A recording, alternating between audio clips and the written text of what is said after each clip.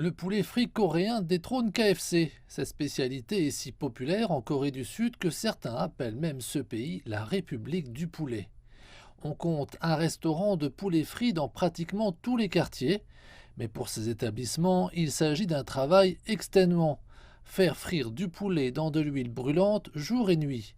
Cette start-up locale essaie de garder une longueur d'avance sur la concurrence. Nous pensons que les restaurants comme le nôtre, dotés de cuisine automatisée, deviendront l'avenir de la Corée du Sud. Nous sommes convaincus qu'au cours des 10 prochaines années, la cuisine sans chef humain deviendra la norme. Voici le robot qui fait frire le poulet. Chaque étape, de la préparation de la pâte à la cuisson, est entièrement automatisée. Il ne faut que 9 minutes et demie pour réaliser ce plat. Kang Ji-young précise qu'avec l'arrivée de plus de commandes, ce robot devient plus efficace et productif qu'un cuisinier.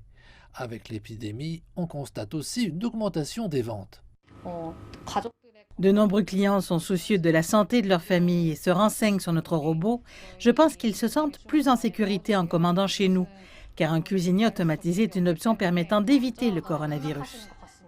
Le coronavirus contribue à accélérer l'adoption des robots par la Corée du Sud. Chaque année, le gouvernement dépense plusieurs centaines de millions de dollars pour moderniser les industries et faire le saut vers des usines intelligentes. Selon la Fédération internationale de robotique, la Corée du Sud est le pays le plus automatisé au monde. Ce robot a récemment affronté une personne pour voir qui pourrait faire frire le poulet plus rapidement. En moins d'une minute, la machine a été déclarée vainqueur. L'utilisation progressive de ces robots signifie la transition pour faire de ce type de travail une tâche humaine du passé. Cependant, une question demeure. Que vont devenir ces employés qui le réalisaient autrefois ? L'automatisation devrait frapper le plus durement les secteurs des services et de la fabrication du pays. Selon un rapport récent, les 2 tiers de tous les employés du secteur manufacturier courent un risque élevé d'être licenciés. D'ailleurs, 70% de la main-d'œuvre travaille dans le secteur des services.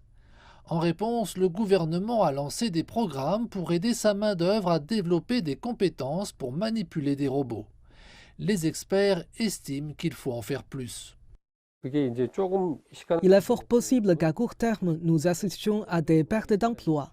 Mais sur le long terme, si on regarde les évolutions industrielles précédentes, il n'y a jamais eu de perte nette d'emplois car de nouveaux ont été créés. Cependant, si les entreprises qui ont des plateformes et amassent une grande quantité de données acquièrent un plus grand contrôle, cela ne fera que renforcer davantage l'identification des inégalités avec un seul gagnant.